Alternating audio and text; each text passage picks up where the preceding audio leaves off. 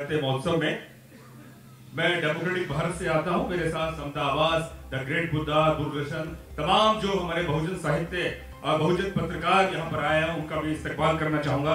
आज जो मुद्दा है निजी क्षेत्र में आरक्षण। हम सरकारी क्षेत्र की बात करते हैं, अपने संसाधनों के हक की बात करते हैं। क्या हमें वो हक मिल रहा है? आजादी के 70-72 साल बाद हमारी स्थिति बहुत नगण्य है। जिस तरह से बाजार पर मात्र 5 से 6% जो एक तथाकथित समाज है उसने पूरा कब्जा जमाया हुआ है। क्या हम निजी क्षेत्र में अपनी स्थिति बेहतर बना पाएंगे? या जो आरक्षण को लेकर लगातार जो आवाज बुलंद होती रही है, हमारे बहुजन चिंतक, हमारे नेता हैं, वो लगातार आवाज बुलंद करते रहे कि हमारी सरकार स्थिति बेहतर करे और निजी क्षेत्र में आरक्षण लागू करे। इसी विषय पर मेरे साथ महेश गोरा जी ने अपनी बात रखी, इसके लिए बहुत बहुत शुक्रिया। मेरे साथ हैं प्रोफेसर आर.के. गुर्जर साहब, विश्वविद्यालय में लंबे अरसे से ज्योग्राफी पढ़ाते रहे, और मेरे साथ हैं डॉक्टर एम.एल. परिहार साहब। आप उन्हें सुनते रहें, पढ़ते रहें। एम.एल. परिहार साहब, निजी क्षेत्र में आरक्षण की अवधारणा को लेकर जो आज जो चिंतन मनन हम कर रहे हैं, उस पर एक बड़ा सवाल है। सरकार तो सरकारी क्षेत्र में आरक्षण वही खत्म करना चाह रही है। 10% आरक्षण को जिस तरह गरीब आरक्षण लागू कर दिया गया है, सरकार का कोई ध्यान नहीं है निजी क्षेत्र में आरक्षण को लेकर। और जहां एक तरफ कॉर्पोरेट बड़े बड़े जो उद्योगपति हैं वो कहते हैं कि हमें दिमागधारी चाहिए, हमें वो तबका चाहिए जिसके पास दिमाग हो, इंटेलिजेंट हो। तो क्या ये बड़ा सवाल नहीं है कि जो इस देश का बड़ा निर्माण कर रहा है, जो रोजगार बना रहा है, जो इतना बड़ा संभावनाओं की तलाश करता है, उसको नकारा साबित कर रही है ये कॉर्पोरेट? जी, क्या कहना चाहेंगे आप? आपने जो मेहनतकश कौम के योग्यता के बारे में कहा, तो इसमें जगह जगह पर इस कौम ने प्रमाणित किया है कि वो किसी भी क्षेत्र के अंदर वो अपनी योग्यता का प्रूव करके दिखाया। हम गाँव से जुड़े हुए हैं, तो वहां से आ रहे हैं और देखते हैं कि इस देश की खुशहाली के अंदर, आप खेतों खलिहानों में देखो, सड़कों में देखो, किले और गढ़ और महल देखो, चारों ओर विज्ञान के क्षेत्र में, हर क्षेत्र में देखो, गरीब तबके के बहुजन समाज के लोगों ने अपनी योग्यता का परचम ले रहे हैं। जब अवसर मिला, अवसर की आरक्षण क्या है? एक प्रतिनिधित्व, एक अवसर है। बाबा साहब कोई बहुत कितनी बुरी दशा के अंदर पड़े, लेकिन जब उनको मौका मिला, ये कहने में मुझे संकोच नहीं कि बाबा साहब ने एक बार 3rd डिवीजन भी आया था, लेकिन उस व्यक्ति को जब मौका मिला, क्योंकि किताबी शिक्षा है, किताबी जो अंक ही सभी योग्यता नहीं होती है। जो तथाकथित लोग हैं कि हमारी मेरिट इतनी है, हमारे अंक कितने आए, तो हम जानते हैं कितने कैसे आए मेरिट, है ना। आप भ्रष्टाचार भाईता के बाद में मेरिट और अंक लाना और इतनी चोरीबाजी हो रही है उसमें। तो बाबा साहब को जब अवसर मिला, उस व्यक्ति ने हर क्षेत्र के अपनी प्रतिभा बताई। संविधान निर्माण को लेकर है, या इकोनॉमिक से लेकर हो, या जब लेबर डिपार्टमेंट में रहे, चाहे लॉ मिनिस्ट्री के अंदर रहे, सब जगह अपना योग्यता बताई और देश की खुशहाली के लिए उन्होंने काम किया। हर व्यक्ति के लिए, मजदूर के लिए, महिला के लिए। कोई एक दलितों का मसीहा कहे वो सही नहीं होगा। तो वो व्यक्ति अनुसूचित जाति का आता था, बहुजन समाज का आता था, लेकिन उनको मौका मिला तो उन्होंने देश की खुशहाली, वो पग पग पर देश की खुशहाली चाहते थे। तो ये अवसर है। आरक्षण कोई न तो कोई गरीबी मिटाओ अभियान का कोई पॉइंट है। आजादी से पहले साहू जी महाराज ने अपने राज्य के अंदर प्रतिनिधित्व दिया था। बाबा साहब ने भी वही दिया, आरक्षण जो दिया है संविधान के जरिए दिया है, वो राजनीति क्या वो। तो कहने का मतलब यह है कि बहुजन समाज में, गाँव के मेहनत कौम के अंदर प्रतिभाओं की कोई कमी नहीं है। जब जब मौका मिला, वो मेडिकल क्षेत्र की बात हो, एग्रीकल्चर की बात हो, या ब्यूरोक्रेसी की बात हो, या लेजिस्लेशन की बात हो, तो आज निजी क्षेत्र में आरक्षण की बात इसलिए उठ रही है कि अमेरिका ने अपने देश को बचा लिया टुकड़े होने से। अमेरिका ने गोरे लोगों ने, या अमेरिका में गोरे लोगों ने काले लोगों को प्रतिनिधित्व दिया हर क्षेत्र में। वहां फिल्में बनेगी तो काले लोगों का प्रेजेंटेशन होगा, वहां कोई फैक्ट्री भी खोली थी तो अश्वेत लोगों का प्रतिनिधित्व देना जरूरी होगा। वहां कोई भी क्षेत्र, कॉर्पोरेट क्षेत्र के अंदर कोई भी हो, जहाँ के जो मूल निवासी, जो अश्वेत लोग जिनको कहा जाता है, उनका प्रतिनिधित्व दिया।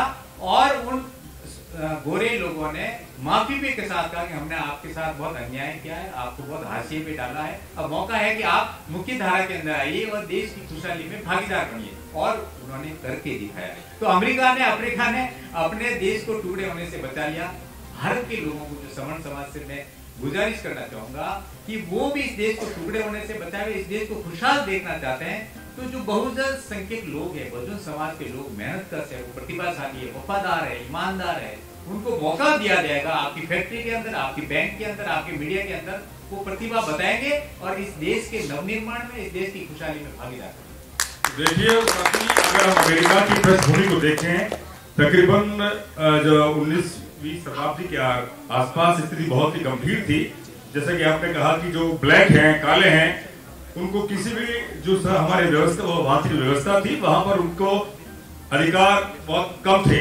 लेकिन जिस तरह से वहां के लोगों ने डाइवर्सिटी, विविधता दिखाई हर क्षेत्र में, आज अगर फिल्म कहें, पत्रकारिता क्षेत्र कहें, स्पोर्ट्स कहें, अगर अमेरिका के अंदर अगर बेहतर से बेहतर अगर गोल्ड मेडल लेकर आ रहा है तो वो नीग्रो ही है। फिल्मों के अंदर आप देखें, साहित्य में आप देखें, तमाम हर क्षेत्र के अंदर जो काले हैं, जो अफ्रीका से वो वहां मजदूरी करने आए थे, उन्हें गुलाम बना के लाया गया। उन्हें जब उन्हें अवसर मिला तो आज वो बाबा बनकर निकलता है। तो ये इतनी बड़ी बात अमेरिका करता है और यहां पर हजारों जातियां हैं, वो हमें कब हक देगी? इसी बात के लिए मैं आरके गुजर साहब आपसे ही जानना चाहूंगा। आप एक ऐसे तबके से आते हैं, एक ऐसी बिरादरी से आते हैं जो मेहनत कर से किसान है, लगातार आंदोलन कर रही है अपने हक के लिए, आरक्षण के लिए, और आप एक संस्थान, आप संस्थान में चलाते हैं, एजुकेशन संस्थान, विश्वविद्यालय में आपने लंबे अरसे तक पढ़ाया है। मैं आपसे पूछना चाहता हूं कि आखिर सरकार बहुजन समाज के जो मुद्दे हैं आरक्षण को लेकर, या उस पर इतनी गंभीर क्यों नहीं है, या हमारी आवाज सरकार तक पहुंच नहीं रही है? जी, सरकार के अंदर तो देखा जा रहा है, बैठे हुए तो हमारे ही लोग हैं, लेकिन अभी एक्स एनजीओ का एक सर्वे आया था पिछले 25-30 दिन पहले, महज जी उसमें लिखा है कि अभी भी न्यायिक, प्रशासनिक और राजनीतिक पदों पर जो निर्णय करने वाली स्थिति में लोग बैठे हैं, वो सारे के सारे स्वर्ण लोग हैं। यानी 90% लोग आप और हम हैं और 10% वो लोग हैं। तो किसी रूप में नहीं चाहेंगे कि ये लोग आए और उनकी कुर्सियां छीने, क्योंकि जैसे ही आपका आरक्षण का मुद्दा आया है, वैसे इन्होंने बाईपास, जैसे मेरे पूर्व वक्ताओं ने बता दिया है, बाईपास निकालना शुरू कर दिया और प्राइवेटाइजेशन शुरू कर दिया।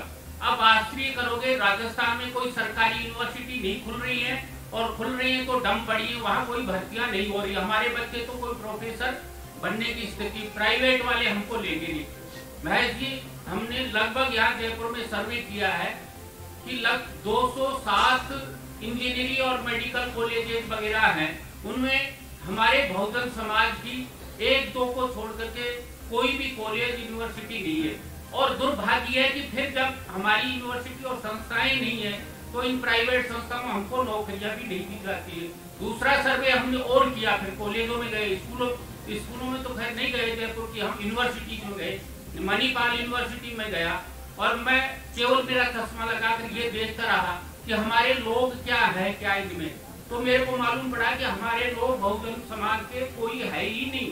वहाँ हजारों का स्टाफ है, लेकिन कोई वहाँ पर बच्चा नहीं है। दूसरा बाईपास इन्होंने शैक्षणिक संस्थाओं में देखिए, अब आप 250 गवर्नमेंट कॉलेजेस है और 2700 कॉलेजेस इन्होंने प्राइवेट खोल लिया।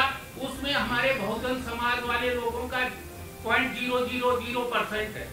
कोई आप बता दो जयपुर शहर में अच्छा सा कॉलेज हमारे बहुजन समाज पार्टी वालों का है? नहीं है भाई। फिर जब हमारे लोग नहीं, अच्छा हमारे लोगों को इतना तिरस्कार करते हैं कि हम वहाँ ऐसे, फिर कास्ट की बात करूँ तो मैं गुजर हूँ, अरे आप गुजर को ले लोगे या चमार को ले लोगे, बेगबाल को ले लोगे, बिगाड़ देंगे, कभी बिगाड़ देंगे आपकी, ये बात करते हैं। मैं जब 1980 के अंदर आया तो मेरे से पहले के 2-3 मेरे समाज के लोग थे, वो अपने सामने अपनी जाति का नाम नहीं लगाते थे विश्वविद्यालय में, क्योंकि वो दूसरी या तीसरी पीढ़ी के लोग थे, उनके माँ बाप कुछ थे, तो उन्होंने अपना सरनेम वर्मा कर रखा था। प्रोफेसर PS वर्मा राजस्थान माध्यमिक शिक्षा बोर्ड के चेयरमैन से भी सेवानिवृत्त हो गए हैं। इसी तरह से प्रोफेसर NL वर्मा फिजिक्स में प्रोफेसर थे। इसी तरह से मलिक साहब लॉ में प्रोफेसर थे। ये बेचारे अपनी यंत्रणा जाति को छुपा करके नौकरी करते रहे। जब थैंक्स है इस राजेश पायलट को कि आया और इसने थोड़ा हम लोगों का बूस्ट किया, जैसे काशीराम जी है, अम्बेडकर जी है, ये आने के बाद में अपन लोग उठे, अपनी बॉडी लैंग्वेज में थोड़ा सा उछाल आया। तो उसके कारण से हमारे समाज में उछाल आया और हमने 80 के बाद में पढ़े तो हमने अपना नाम सरनेम लगाना शुरू किया गुर्जर। तो लोग कहते थे यार गुर्जर और पढ़ाने भेड़ बकरियां चराने वाले लोग पढ़ाने आए, मैंने कहा यार कमाल हो। लेकिन हमने अपनी उपयोगिता उपादेयता साबित की, हमने 25-30 किताबें लिखी, हम सेमिनारों में गए, विदेशों में गए, और ये महेश वर्मा जी जानते हैं, इनके ब्रदर भी मेरे साथ PhD कर चुके हैं। तो हमने वो काम किया जो यहाँ पर आपके अपर क्लास से नहीं करते थे। R.K. गुर्जर का नाम अखबारों में आता था, आप किताबों में आता था, तो ये नाम प्रतिस्पर्धा, हमको भी अब ये काम करने होंगे, आपको रचनात्मक काम करने होंगे, आपको अपनी उपादेयता साबित करनी होगी। लेकिन ये सब ऐसे नहीं होने वाला है। इसके अंदर जब तक हमारी शैक्षणिक संस्थाओं में रिजर्वेशन आपका प्राइवेट में नहीं होगा, और प्राइवेट संस्थाओं में आपका अभी सर्वे आया है 97.1% नौकरियां तो आपकी प्राइवेट सेक्टर में बढ़ी है। फिर हमारे लिए तो नौकरियां यहाँ तो है नहीं, और कहाँ नौकरियां, सरकारी नौकरियां धीरे धीरे उन्होंने क्या किया है कि सिलेक्शन भी करना बंद कर दिया महेश जी। अब ये संविदा पर और कॉन्ट्रैक्ट, दिल्ली यूनिवर्सिटी में भी ये आ गया कि कॉन्ट्रैक्ट के ऊपर ले लो आप, और उसके अंदर रिजर्वेशन होता नहीं संविदा में। संविदा में तो होता क्या है कि जिसने पिक एंड चूज होता है, मेरा भाई आया, भतीजा आया, बहन का लड़का आया, उसको ले लेंगे। तो इसलिए हम ये मान करके चलते हैं कि आपका सरकारी रिजर्वेशन केवल मात्र आपको कंट्रोल करने के लिए और आप प्रशासनिक पदों पर रहने के लिए, नीति निर्धारण के लिए तो हो सकता है, लेकिन हमारा दो अपॉर्चुनिटीज हैं जहां हम अपने समाज को नौकरियां दे सकते हैं, हमारे बच्चों को रोजगार दे सकते हैं। जब तक रोजगार नहीं मिलेंगे, गांव में कोई रोजगार नहीं है, गांव को खत्म हो जाना चाहिए हमारे लिए, क्योंकि गांव में ही सबसे जाति व्यवस्था का प्रकरण होता है और गांव में कोई रोजगार नहीं होता है। तो सुबह भी कृषि के ऊपर बोलने वाले वक्ताओं ने बात कही थी कि गांव में रोजगार विकसित किया जाए, लेकिन मैं एज ए प्रोफेसर और एज ए बहुजन समाज का आदमी ये कहना चाहूंगा, गाँव को खत्म हो जाना चाहिए, क्योंकि वो हमारे लिए एनवायरमेंटली साउंड नहीं है, वहाँ कोई रोजगार नहीं है, वहाँ पर जाति व्यवस्थाएं हैं, जातियां हैं, घृणा है। तो हम शहरीकरण करें। बिल्कुल, बाबा साहब ने गुर्जर साहब बाबा साहब ने कहा था कि गांव से शहर की ओर निकलो। अब देखिए कि एक तरफ महात्मा गांधी कहते हैं कि शहर से गांव की तरफ चलो, गांव के अंदर किस तरह की स्थिति है, किस तरह की जातीय सवाल है वहां पर, लेकिन एक तरफ बाबा साहब कहते हैं कि गांव से शहर की तरफ चलो, वहां आपका विकास है, उन्नति है। महेश जी, मैं आपसे यही जानना चाहता हूं कि शहरों के अंदर सरकार लगातार जहां विश्वविद्यालय बना रही है, प्राइवेट बड़े बड़े संस्थान खड़ा कर रही है, प्राइवेट हॉस्पिटल्स बना रही है, जो जमीन ली जाती है, जो जमीन बड़े सस्ते दरों पर ली जाती है, वो वेलफेयर के नाम पर ली जाती है कि गरीबों का इलाज होगा, गरीबों को शिक्षा मिलेगी, उनको एडमिशंस होंगे, बच्चे बड़ा तमाम उन्हें इलाज भी होंगे। तो कहीं ना कहीं आपको नहीं लगता कि सरकार अपने तथाकथित जो वर्ग है उनको ही बड़ा कर रही है, और गरीब अभी भी गरीब है और उसकी वहां पर भर्ती नहीं हो पा रही, सरकारी स्कूल प्राइवेट स्कूलों के अंदर उसको स्थान नहीं मिल पा रहा, प्राइवेट स्कूल है वहां जो प्राइवेट हॉस्पिटल्स है वहां पर जो इलाज है बहुत महंगा हो गया है, लेकिन जो सरकार से उन्होंने जमीन ली है, तमाम जो सुविधाएं ली हैं वो सस्ती दरों पर ली है। क्या कहना चाहेंगे आप? बिल्कुल आप ठीक कह रहे हो, सरकार से सारी सुविधाएं लेके सरकार ऑन कर लो,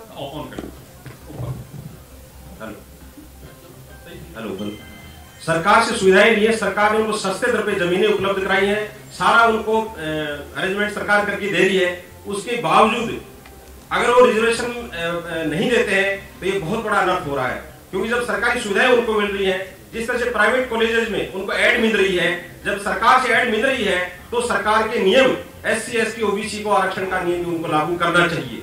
इसी तरह से हॉस्पिटल्स में अगर वो सारी सुविधाएं ले रही हैं, सरकार की तरफ से उनको सब कुछ सुविधाएं दी जा रही हैं, तो सरकार के नियमों का भी, संविधान में दिए गए नियमों का भी उनको पालन करना चाहिए। जब तक वो पालन नहीं करेंगे, बहुजन समाज को उसमें कोई हिस्सेदारी नहीं मिलेगी, क्योंकि वो नहीं चाहते, जैसे हमारे गुर्जर साहब ने बताया कि वो अपने भाई भतीजे बहन के बेटे उन्हीं को लेंगे, हमें नहीं लेंगे, वो कतई नहीं लेंगे, चाहे कितने योग्य हो उनमें वो हमको नहीं लेंगे। अब आप जयपुर में देखें, तकरीबन यहाँ 20 से 25 प्राइवेट विश्वविद्यालय है, उनकी क्या स्थिति है, वहां कौन नौकरी कर रहा है, किन के बच्चे पढ़ रहे हैं, कितनी महंगी महंगी फीस है, और एक तरफ सरकार कह रही है, आप जैसा कि आपने कहा कि तकरीबन 90% प्राइवेट सेक्टर है, और 3 या 4% सरकारी क्षेत्र है और सरकार की जो दोहरी नीति है उसका शिकार बहुजन समाज हो रहा है। मैं अगर फिर लौटता हूं परिहार साहब आपके पास, तथाकथित जो आरक्षण है, धर्म, आडंबर, ब्राह्मणवाद जो है उसको लेकर सरकार सुरक्षा प्रदान करती है। कार सेवक जब निकलते हैं उन पर फूल मालाएं बरसाई जाती हैं। कुंभ मेला जब होता है तो उसमें आप देखिए कि हजारों करोड़ रुपए सरकार जो वेलफेयर में खर्च कर सकती थी, जो बेहतर निर्माण में खर्च कर सकती थी, लेकिन कुंभ मेला सरकार आयोजित करती है। वहां पर क्या स्थिति है, किसको पोषित कर रही है, ये भी एक तथाकथित आरक्षण है। क्या कहेंगे आप? बिल्कुल, एक बहुत बड़ी संपत्ति जो धर्म के नाम पर मंदिरों में इकट्ठी हुई है, उस व्यवस्था पर और उस अरबों खरबों की संपत्ति पर तथाकथित सवर्ण वर्ग सांप की तरह कुंडली मारे बैठा है और वहां तक आप हमारी गरीब और बहुजन समाज तक की कहीं भी पहुंच नहीं है। आप आरक्षण कहाँ, आरक्षण का मैं भी गांव करण, मेरे कई बेरोजगार बीएड किए हुए घूम रहे हैं, नर्सिंग किया हुआ घूम रहा है, कहीं नहीं। लेकिन उन लोगों को हर क्षेत्र में आरक्षण है ना। आप धर्म की बात कर रहे हैं तो हर कॉलोनी के उस गवर्नमेंट के गार्डन के अंदर कोने में मंदिर मिलेगा, है ना। और बड़े मंदिरों के अंदर सारी पूंजी उनकी इकट्ठी की जा रही है। हमारा पैसा आज राजस्थान के अंदर शेड्यूल कास्ट के बच्चों को छात्रवृत्ति नहीं मिल रही, 3 साल से ऊपर से पैसा नहीं आ रहा, बजट नहीं आ रहा, छात्रवृत्ति नहीं मिल रही है और कुंभ जैसे मेलों के लिए अनाप शनाप पैसा खर्च किया जा रहा है। वो मतलब हमारे पैसा है। इस तरह से मंदिरों में राजस्थान के अंदर गई सरकार ने किया कि मंदिरों में पूजा पाठ आरती के लिए बहुत बड़ा बजट उन्होंने पेश किया था। मैं सरकारी महकमे में हेड ऑफ डिपार्टमेंट रहा हूँ, गोपाल विभाग राजस्थान का। उसके अंदर सिर्फ गाय के नाम पर जो घोड़शालाएं बनी है, सारे गोरख धंधे चलते हैं, उसके अंदर सब आरएसएस की गतिविधियां चलती है, सारा कट्टर हिंदुइज्म चलता है, सारे जमीनों पे एनक्रोचमेंट करते हैं लोग। वो गाय के नाम पे जितना पैसा दिया जाता है अनुदान, अब अभी आप स्टाम्प खरीदने जाओगे तो पहले 50 रुपए का जो स्टाम्प मिलता था वो 55 में मिलता था। आप 50 रुपए का स्टाम्प आपको 60 या 70 में मिलेगा। उसकी वजह ये है कि इन गो बेटों की जो माएँ हैं उनको पालने के लिए गौशाला में बहुत बड़ा अनुदान देना पड़ता है और वो सरकार दे रही है। तो उस तरफ ध्यान दिया जा रहा सरकार की ओर से, चाहे वो कोई भी सरकार हो। पिछली सरकार जब गोपालन विभाग बनाया था और 120 करोड़ दिए थे, वो बीजेपी सरकार नहीं दिए, कांग्रेस सरकार दी। तो सरकार चाहे कोई भी हो, वो जो वर्णवादी लोग हैं, वो जो व्यवस्था के पोषक लोग हैं, जो शोषक लोग हैं, वो हर जगह व्याप्त है। वो आपके अधिकारों को दरकिनार करेंगे, आपकी उपेक्षा करेंगे, आपको हाशिए पे डालेंगे और सारी व्यवस्थाओं पे, सारे आर्थिक संसाधनों पे। आज लड़ाई का किस बात की? हम ये चाहते हैं कि सारे आर्थिक संसाधनों का बंटवारा हो, धन और धरती का बंटवारा होना बहुत जरूरी है। आरक्षण तो बहुत छोटी बात है, हम तो बंटवारे की बात करते हो, धन और धरती की बात हो। जब तक नहीं होगा, एक नौकरी मिल भी गई इधर उधर, क्या होगा? उनकी जो उनकी जो संपत्ति है मंदिर के नाम पर, जमीनों के नाम पर, उसपे भी हमारा प्रतिनिधित्व होना बहुत जरूरी है। आज कॉर्पोरेट सेक्टर इस देश को और जो वर्णवादी लोग इस देश को बहुत खतरनाक मोड़ पे ले जाए। आप पिछड़े लोगों को, आप दलितों को, आदिवासियों की हकों को, उनके बुनियादी हकों को दरकिनार करके खुश कैसे कर सकते? एक बड़ा भाई छोटे भाई को बिल्कुल उपेक्षित रख के वो खुश कैसे हो सकेगा? तो आने वाले समय तो मुझे बड़ा खतरनाक माहौल नजर आ रहा है। ये जो बेरोजगार हमारा जो तबका है वो इतना उसके अंदर आक्रोश है, आदिवासी जो भी है, बहुजन है, पिछड़ा है, वो ये सोचेंगे कि भाई हम प्राइवेट बैंकों में इनको नौकरी नहीं देंगे, हमारी मीडिया के अंदर इनको प्रतिनिधि नहीं देंगे। लेकिन ये अमेरिका वाले लोग आ गए ना, उन्होंने सोशल मीडिया खड़ा कर दिया। तो ऐसे दुनिया बहुत छोटी हो गई है। विदेशों से लोग हमारे यहाँ अखबार आएंगे, सोशल मीडिया आएगा और भी कई तरह शासन आएंगे, बात यहीं तक गई, सिमटी नहीं रहेगी। हमारे लोगों के हकों को मारेंगे, बात देश दुनिया तक पहुंचेगी और ये आक्रोश बहुत विकराल रूप धारण करेगा। और ये चेतावनी है इन लोगों के लिए जो हमारे हकों को मार रहे हैं कि वक्त है, समय है कि आप इन लोगों की सुन लो, इन लोगों का प्रतिनिधित्व दे दो। आप खुद कौन अपनी आरक्षण, हमारी योग्यता पे सवाल निशान खड़ा करने वाले हैं? सर्टिफिकेट देने वाले जी। और अभी जो जैसे कह रहे हैं कि ये आर्थिक आधार पर आरक्षण कैसे सफल हो जाएगा? जब जातीय व्यवस्था इतनी मजबूत है, हिंदू समाज के अंदर जातीय व्यवस्था इतनी मजबूत है कि एक जाति का व्यक्ति दूसरी जाति के पाड़े में नहीं जा सकता, कभी नहीं जा सकता है ना। उस व्यवस्था के अंदर भी एक सवर्ण जाति का व्यक्ति अपने भाई भतीजावाद के कारण वो जाति के फर्जी सर्टिफिकेट बना लेता है, तो अब 10% आरक्षण में क्या गरीब सवर्ण भी फायदा ले सकेगा? सब संपन्न लोग भी गरीबी का सर्टिफिकेट भ्रष्टाचार के युग में ले लेंगे, और जो जरूरतमंद आदमी है वो मुंह ताकते रह जाएगा। जी गुजर साहब, 10% गरीब सवर्णों को आरक्षण दे दिया गया। 13 point roster, 200 point roster, 13 point के खिलाफ लगातार आवाज उठ रही है, दिल्ली में लगातार आंदोलन हो रहा है। मैं आपसे जानना चाहता हूं कि जिस तरह से आर्थिक मापदंड मानकर सरकार ने गरीब सवर्णों को आरक्षण दे दिया, क्या आपको नहीं लगता कि आने वाले समय में एक ऐसी धारणा बनेगी, इस तरह की बहस निकल कर आएगी कि संपूर्ण जो आरक्षण है संविधान में जो दिया गया है बहुजन समाज को, वो अब आर्थिक आधार पर दिया जाए? इसके लिए हमारे जो बहुजन नेता है उन्हें सड़कों पर आना होगा, क्या कहेंगे आप? भारतीय संविधान में बाबा साहब ने जो कल्पना की थी आरक्षण की, उसमें किसी भी रूप में उन्होंने आर्थिक आरक्षण की बात नहीं कही थी। उन्होंने सामाजिक और शैक्षिक सांस्कृतिक दृष्टि से पिछड़े लोगों के लिए बात कही थी और उनको मिलना चाहिए, क्योंकि आरक्षण एक आर्थिक लाभ नहीं है। आरक्षण एक वेदना और क्रंदन से उबारने की एक मुहिम है और एक ऐसी टैबलेट है जो आदमी मानसिक रूप से त्रस्त और पस्त है, उसको डोज दी गई है। आप कल्पना करोगे कि गांव के अंदर एक पंडित जी होता है, गरीब है, वो खूब आर्थिक रूप से खूब गरीब है, लेकिन गांव में सारे लोग उसको पहले आते ही मुद्दा देंगे, कुर्सी देंगे और चारों तरफ बैठ जाएंगे, तो उसका आत्मसम्मान कितना उठ जाता है। जबकि हम नीचे के लोग अगर उन लोगों में जाते हैं तो हमको नीचे बैठना पड़ता है। मेरे को कहना नहीं चाहिए, मेरे गांव का एक कलेक्टर बना बच्चा, ऐसी बच्चा था, और उसके पिताजी ने खाना की व्यवस्था कर दी और पूरे गांव का और 3-4 गांव का खाना बना दिया कलेक्टर के पिताजी ने, वो भी प्रिंसिपल थे। लेकिन बाद में मेरे को शाम में गया तो शाम को मालूम पड़ा कि सारा खाना बच गया। मैंने कहा यार ये क्या हुआ? बोल भाई आए नहीं आपके स्वर्ण जाति के लोग, किसी ने खाना। मैंने कहा कलेक्टर साहब थे। बोले साहब आप भी खाना खाओगे तो आपको भी लोग गाँव में जाति बाहर कर देंगे। मैंने कहा यार ये कितनी वेदना है, जो कलेक्टर है जिसका बाप प्रिंसिपल है उसकी मैं खाना नहीं खाऊं तो गांव के खाना नहीं खाए, ये कितनी बड़ी वेदना है। तो ये क्रंदन से भीमराव अम्बेडकर जी बाबा साहब हमको उबारना चाहते थे। वो आर्थिक रूप से एक पंडित जी, मैं अगर मेरी बॉडी लैंग्वेज में मेरे पास में सब लोग सम्मान करोगे तो मेरी बॉडी लैंग्वेज ही बदल जाएगी, मैं बहुत सारे काम कर दूंगा और मेरे को यही कहने लग जाओगे गुजरा क्या कर रहा है, भेड़ चढ़ा, तू क्या बोलेगा, क्या स्टेज पर मैं बोलना चाहूंगा वो भी नहीं बोल पाऊंगा।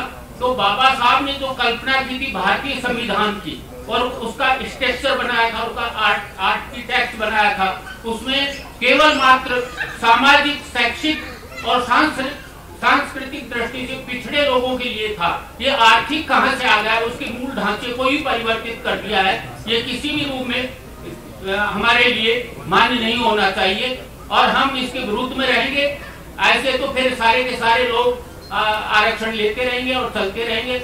और मैं ये मान करके चलता हूं कि अभी भी जो आरक्षण का बिंदु है ये केवल शिक्षा, सांस्कृतिक और मतलब सामाजिक दृष्टि से पिछड़े लोग हैं उनके लिए होना चाहिए, अन्यथा आर्थिक आधार पर आरक्षण दिया जाना बाबा साहब का निश्चित रूप से अपमान होगा।